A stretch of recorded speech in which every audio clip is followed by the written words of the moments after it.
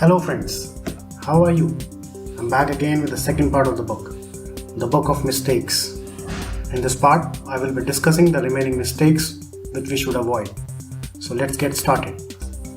Now, our hero David, after learning earlier techniques, started doing well at the office. Every time he remembered that he has to get close to the people who are better than him in some way or the other. He even started a group of friends where everyone discussed their day and tried to find the probable solution of a problem, if any. Initially, not all of his friends joined, but the few who joined started recruiting other people. He not only started maintaining distance from the friends who eats up his energy, but from family members too.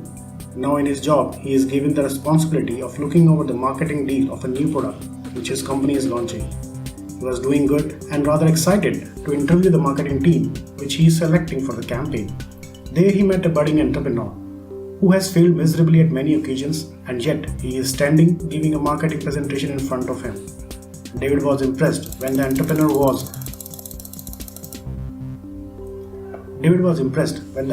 was telling his story of how he failed and yet he get up to fight again. The two scheduled a meeting for discussion where David learned that he is going to get his sixth mistake unfolded. So mistake number 6 is allowing temporary setbacks to become permanent failure. Some of the take-home lessons from this mistake. First, your thoughts control your destiny. The author is saying that your thoughts are a very powerful tool at your disposal. Use it wisely. You can build your way up the ladder, or you can fall into an abyss using your thoughts. Second, don't get through the day. Learn from the day. The author is saying keep your focus in learning from your day. No matter how bad your day was, you will still have many things to learn from it. Third, don't let current circumstances define your destiny. Fourth, setbacks are the seed that sprout opportunities. Fifth, excuses are the weeds that try to choke progress. Now, after finishing the marketing schedule, David headed home after a long time and had a great family dinner with lots of intricate talking which lasted till early morning. Then when he slept, he knew that it would be his best sleep in many years. He woke up by the sound of the piano, which he knew someone from his memory is playing. Then when he got up and got ready, he met his old friend, the conductor. He was famous for his celebrity status in the small town. He is a very good piano player, and so is his beautiful wife. He was an old-time friend of David and came to pay a visit to his parents. Soon the two started to talk about the good old days, music, and the history of music. Later, David realized that his friend is going to give him his 7th mistake. The conductor told him that all of us try to blend in the society so that we are acceptable in the society.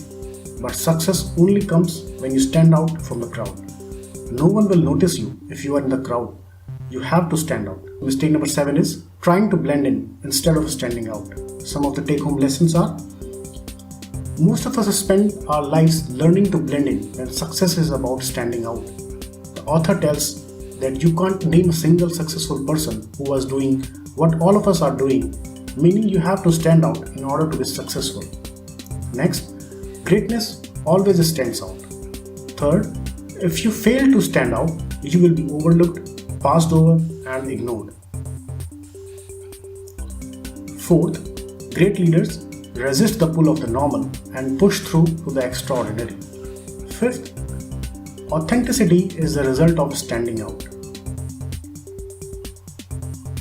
Now, David, after adopting all these learned mistakes, started doing well, in fact better than earlier. One day, he was going to the office when a crowd got his attention. Everyone was watching the painter making a painting. He immediately recognized by the style of painting that she is the one whose painting he has seen in the bank when he went to the bank to get a loan, and where he learned his second mistake. After a while, she opened the door of the studio and almost all of them entered the studio to admire the painting that were kept there. After a while of talking to her, David realized that she is going to give him his 8th mistake, and he bluntly asked for it. She told him that there is unlimited opportunity. When someone succeeds, then watch your mindset. Turn jealousy and envy to curiosity. Then David started a self-realization that he get envied about his friend who was successful. Instead of that, if he had done some questioning as how they are able to succeed, then he might have a different path now.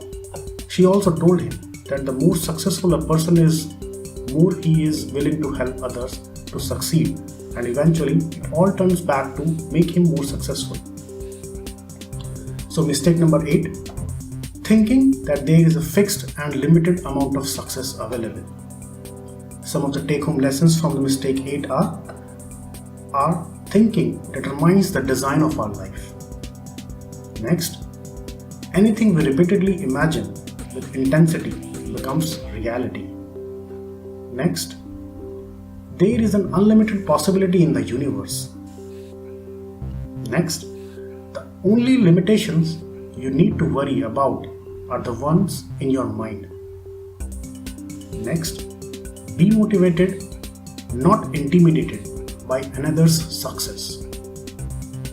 Next, successful people help others through encouragement and experience.